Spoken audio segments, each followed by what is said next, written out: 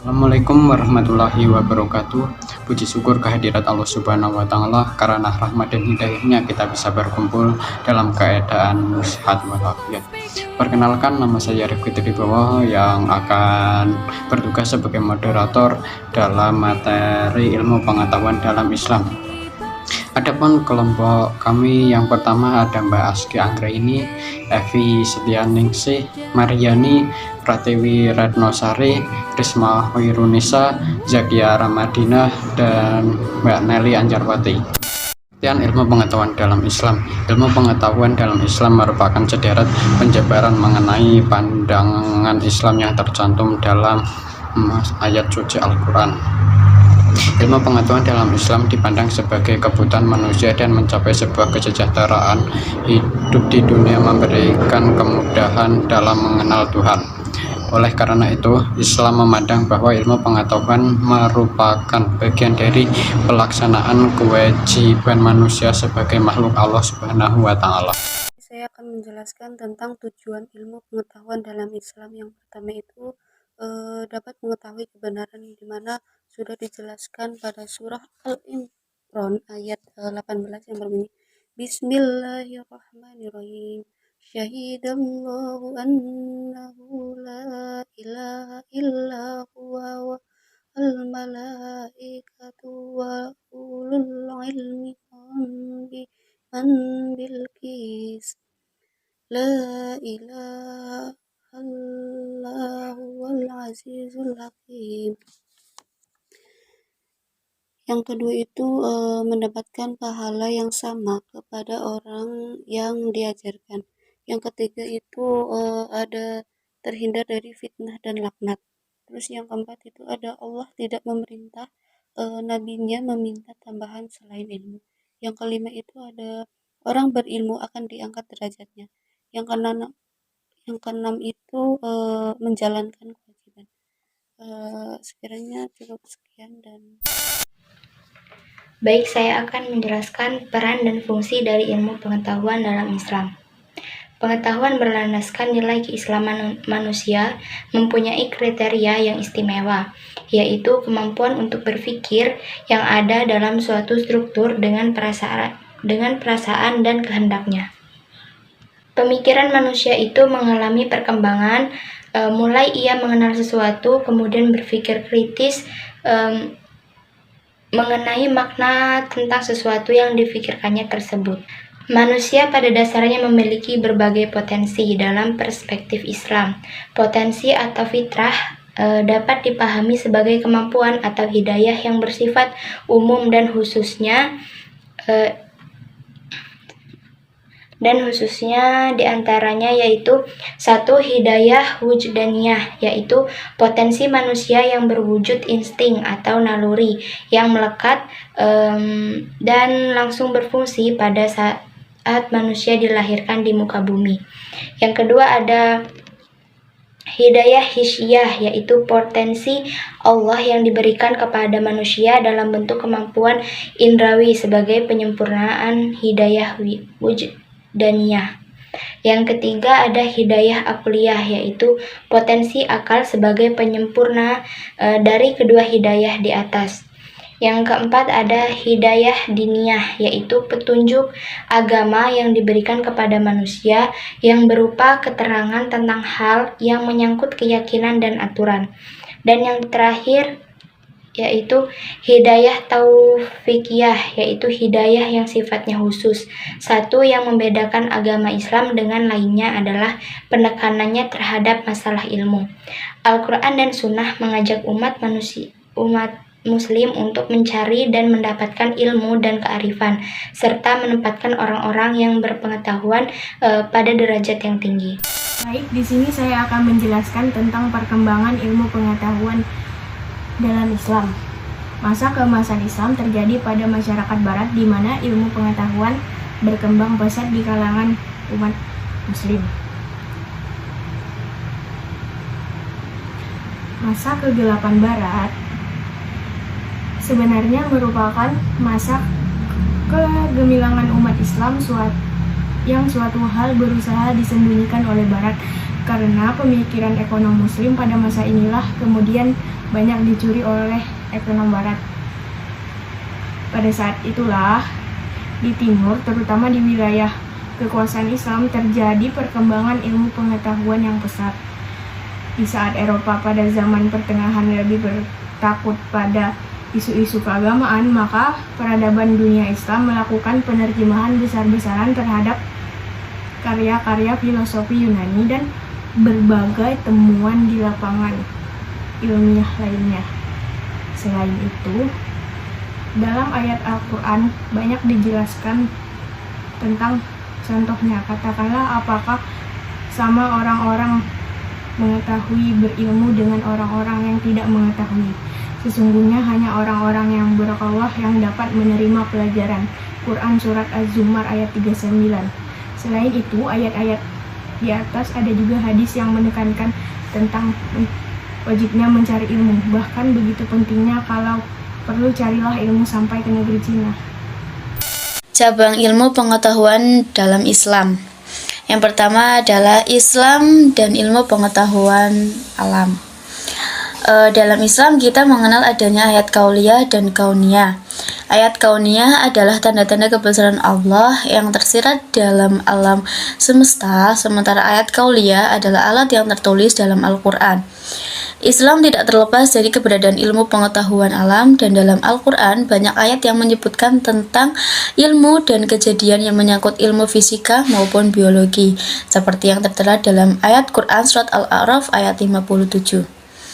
Yang kedua yaitu Islam dan ilmu pengetahuan sosial. Banyak cabang ilmu sosial yang dipelajari saat ini, dan ilmu-ilmu tersebut juga tercantum dalam Al-Quran. Islam mengenal adanya ilmu ekonomi, politik, sosiologi, dan cabang ilmu sosial lainnya. Dalam Islam diatur juga hal-hal mengenai perdagangan, demokrasi, dan hal lainnya yang menyangkut ilmu hukum dan sosial. Seperti halnya Allah mengatur ilmu mawaris atau hukum waris dalam Islam, serta pembagian harta warisan menurut Islam, larangan riba, hukum pernikahan, perdagangan yang baik, dan lain sebagainya. Adapun berdasarkan ilmu pengetahuan sosial dan Al-Quran, Allah menciptakan manusia sebagai makhluk sosial, dan hakikat penciptaan manusia adalah untuk beribadah dan bergaul dengan sesamanya. Yang ketiga yaitu Islam dan ilmu humaniora.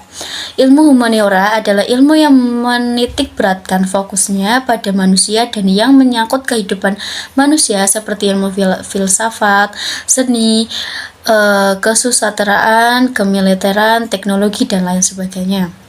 Islam tidak hanya mencakup ilmu pengetahuan sosial dan ilmu pengetahuan alam saja, akan tetapi dalam Islam, terutama Al-Quran, mencakup seluruh aspek ilmu yang berkaitan dengan manusia dan tercantum di dalamnya jawaban atas permasalahan yang dihadapi manusia pada umumnya. Karakteristik ilmu pengetahuan dalam Islam: yang pertama, pengakuan mutlak bahwa ilmu pengetahuan sesungguhnya milik Allah. Yang kedua, ilmu bukan sekadar untuk ilmu. Yang ketiga, Islam mengakui adanya ilmu yang bersifat fisik yang dapat dikaji secara faktual dan dapat diteliti secara empiris. Yang pertama, pengakuan mutlak bahwa ilmu pengetahuan sesungguhnya adalah milik Allah. Manusia hanya diberi sedikit pengetahuan dari Allah guna kemaslahatan dan peran manusia sebagai khalifatullah di muka bumi. Manusia adalah makhluk yang termulia di antara makhluk-makhluk yang lain, dan ia dijadikan oleh Allah dalam sebaik-baik bentuk atau kejadian, baik fisik maupun psikisnya, serta dilengkapi dengan berbagai alat potensial dan potensi-potensi atau fitrah yang dapat dikembangkan dan diaktualisasikan seoptimal mungkin melalui proses pendidikan. Karena itulah, maka sudah selayaknya manusia menyandang tugas sebagai khalifah di muka bumi ini.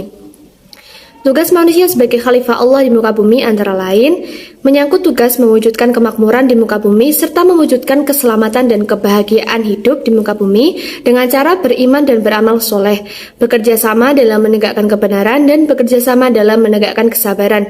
Karena itu, tugas kekhalifahan merupakan tugas suci dan amanah dari Allah sejak manusia pertama hingga manusia pada akhir zaman yang akan datang, dan merupakan perwujudan dari pelaksanaan pengabdian kepadanya.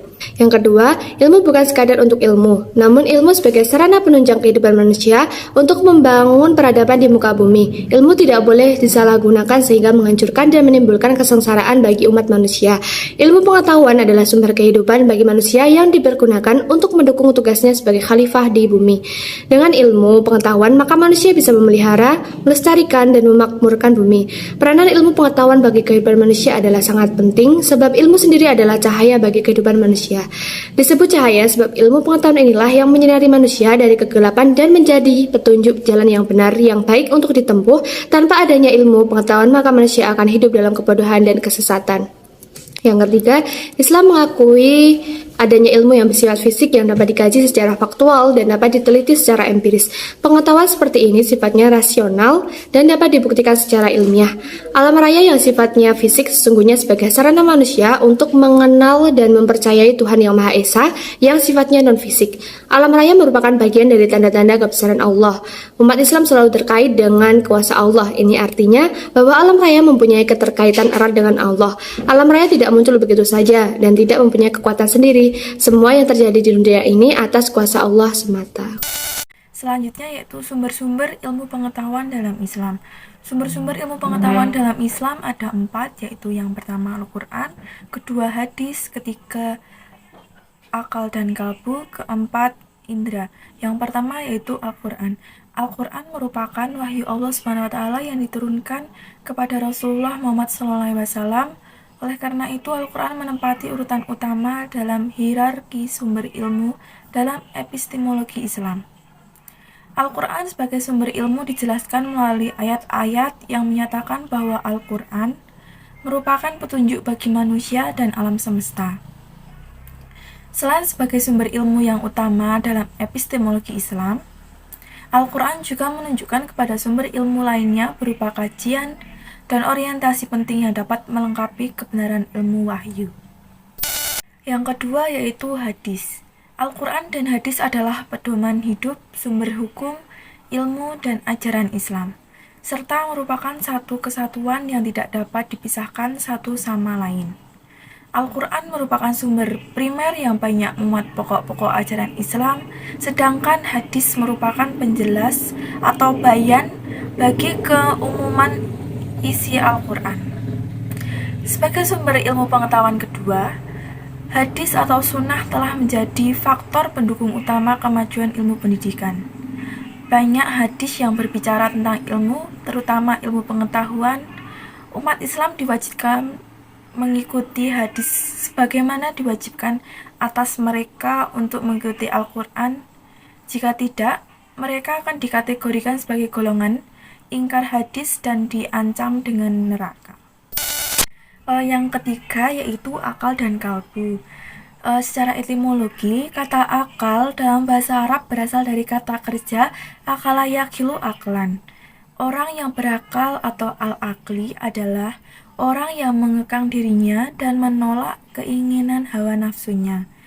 Merujuk pada Kamus Besar Bahasa Indonesia, akal mempunyai beberapa pengertian yang berbeda, yaitu yang pertama, daya pikir.